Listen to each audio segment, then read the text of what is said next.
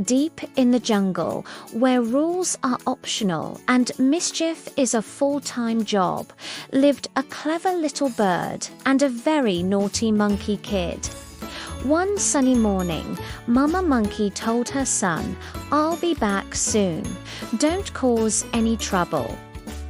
The monkey kid nodded politely, looking like the perfect angel. But 2 seconds after she left, he declared, "I am bored." He grabbed a stick, jumped on a big rock, and yelled, "I am the king of the jungle." A tiny voice from below squeaked, "You're standing on my house." It was the bird. The monkey kid laughed so hard he slipped and landed right in a giant mud puddle. "I planned that," he said, trying to look cool. The bird sighed and decided to babysit before things got any worse. 1 banana became 2. 2 became 5. 5 became all of them. "Stop eating," chirped the bird. "Too late," mumbled the monkey kid with a full mouth. Suddenly, he started jumping around, clutching his tummy. "Bird, my stomach is fighting me." The bird totally panicked.